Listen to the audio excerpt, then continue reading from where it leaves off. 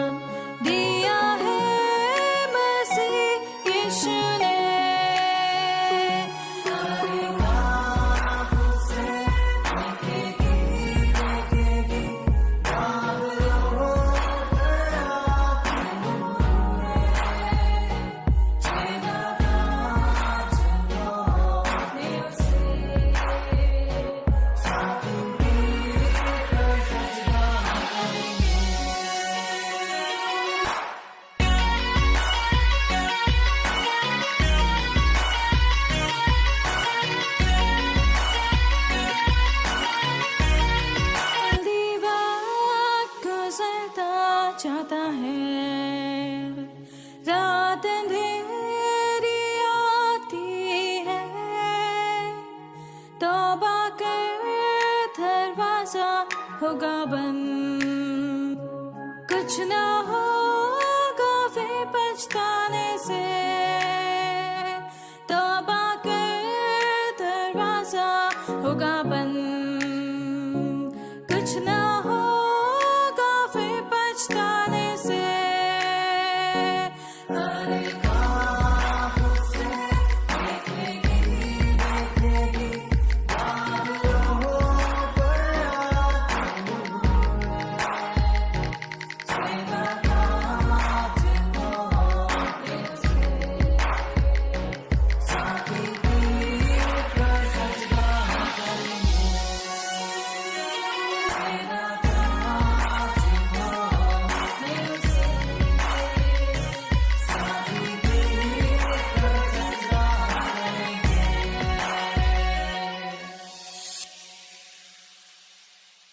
प्रियो, परमेश्वर का धन्यवाद करते हैं कि वो हमें हर कदम पर संभाले रखता है, वो हमारी मदद करता है। और प्रभु का वचन इस बात को कहता है कि जिसके कान हो वह सुन ले कि आत्मा कलीसियाओं से क्या कहता है। प्रकाशित वाक्य उसके 2 अध्याय 17 पद में भी लिखा है, और प्रकाशित वाक्य 2 अध्याय 11 पद में भी कहता है कि जिसके कान हो वह सुन ले कि पवित्र आत्मा कलीसियाओं से क्या कहता है। और यहाँ पर भी वो इस बात को कहता है जिसके कान हो। प्रियो, हमारे पास प्रभु ने कान दिए सुनने के लिए, लेकिन फिर भी वो कहता है जिसके कान हो। कैसे कान? जो आत्मिक कान है। संसारिक कान है, संसारिक बातें सुनते हैं, संसार की चीज़ें आते हैं, लेकिन आत्मिक चीज़ें हम आत्मिक कानों से सुन पाएंगे। जिसके कान हो, इसलिए प्रकाशित वाक्य का लेखक कहता है कि जिसके पास आत्मिक कान है वो इस बात को सुनता है, और न केवल इस बात को सुनता है परंतु इस बात को ग्रहण भी करता है। यह है मेरे आपके लिए आनंद और खुशी की बात। जिसके पास आत्मिक कान है, अपरिचित आवाज़ें, जिन आवाज़ों को हम नहीं जानते उनको सुनते हैं, संसार की बातों को सुनते हैं, जो अपरिचित है, जिनको हम जानते नहीं, उनकी आवाज़ें हमारे कानों में पड़ती है। लेकिन प्रियो, परमेश्वर का वचन कहता है जब तुम मेरी आवाज़ और मेरी फुसफुसाहट को पहचानना सीख जाओगे, जब तुम मेरी आवाज़ और मेरी फुसफुसाहट को सुनना सीख जाओगे, तब तुम्हें कोई भी गलत शिक्षा द्वारा सरलता से धोखा नहीं देने पाएगा। तब तुम्हें गलत शिक्षाओं द्वारा सरलता से धोखा नहीं दे पाएगा। प्रियो, ये परमेश्वर का वचन है। पहला यूहन्ना उसके 2 अध्याय उसके 26 और 27 पद में इस बात को परमेश्वर का दास कहता है कि जब हम उसकी आवाज़ को सुनने लगेंगे, उसकी आवाज़ है, उसकी आवाज़ हमारे कानों में पड़ती है, वो हमें आनंद देता है, खुशी देता है, शांति देता है। जब आप उसकी आवाज़ को पहचानने लगते हैं, तब परमेश्वर आपके जीवन को आनंद से भर देता है। इसलिए कहता है पर मेरा कहना ये है। पहला कुरिन्थियों का 5 अध्याय का 11 पद पौलुस कहता पर मेरा कहना ये है। क्या कहना है? कि बुराई से हम कैसे बचेंगे। इस संदेश का मुख्य उद्देश्य है कि हम बुराई से, इस बाइबल का मुख्य उद्देश्य है, ये बाइबल इस बात को बताती है कि हम बुराई से बचे रहें, बुराई से अलग हो जाएं, बुराई हमारे जीवन से अलग होती चली जाए और हम प्रभु के साथ बढ़ते चले जाए। वो कहता है पर मेरा कहना यह है कि यदि कोई भाई कहलाता, यदि कोई विश्वासी कहलाता, यदि कोई मसीह कहलाता है, यदि कोई प्रभु के साथ संगति में आने के बाद उसका दिल बदल गया है और उसके बाद फिर वो व्यभिचारी बन जाता है, व्यभिचारी बन जाता है। तो बहुत भयंकर बात होती है। परमेश्वर पिता को धोखा देना ये आसान नहीं है। वो कहता धोखा ना खाओ, क्योंकि परमेश्वर ठट्टों में नहीं उड़ाया जाता। हमारा जीवन प्रियो ये ऐसा जीवन हो जो हमारा हृदय बदल गया है, तो बुराइयां हमारे जीवन से अलग होनी चाहिए, गलत बातें हमारे जीवन से अलग होनी चाहिए। हम परमेश्वर की संगति में रहकर आगे बढ़ते चले जाएं। और वो कहता है मेरा कहना यह है, यदि कोई भाई कहलाकर व्यभिचारी बन जाता है,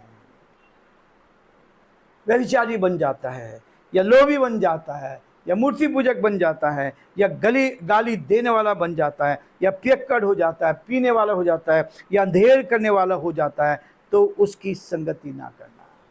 इससे पहले वो कह रहा है 10 पद में उसने कहा था, इस बात को कहा था कि मैंने अपनी पत्री में लिखा है कि व्यभिचारियों की संगति ना करना, परंतु यह नहीं कि तुम बिल्कुल इस जगत के व्यभिचारियों या लोभियों या अंधेर करने वालों के साथ संगति ना करो।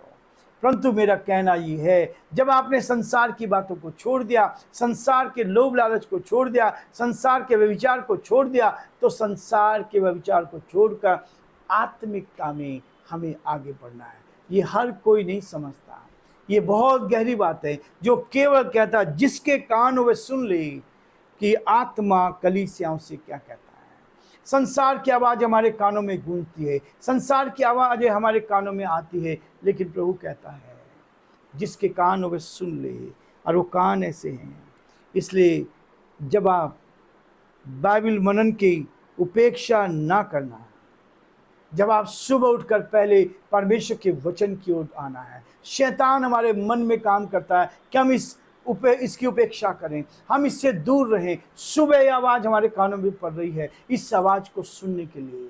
शैतान नहीं चाहता कि हम ऐसी आवाज़ को सुने, परमेश्वर की वाणी को सुने। लेकिन वो कहता है इस अंधकार में, संसार में वही एकमात्र एक पथ प्रदर्शक सितारा है जो हमें हमारे साथ संगति में लेकर आता है, ताकि हम प्रभु के साथ आगे बढ़ते जाएं। और ये आवाज़ है, ये आवाज़ है, अजीब आवाज़ों में धोखा ना खाना, गलत आवाज़ों में धोखा ना खाना। इसलिए वो कहता है मेरा कहना यह है, यदि कोई भाई कहलाकर व्यभिचारी, लोभी या मूर्ति पूजक या गाली देने वाला या पियक्कड़ या अंधेर करने वाला हो, तो उसकी संगति मत करना, और ऐसे मनुष्य के साथ खाना भी ना खाना।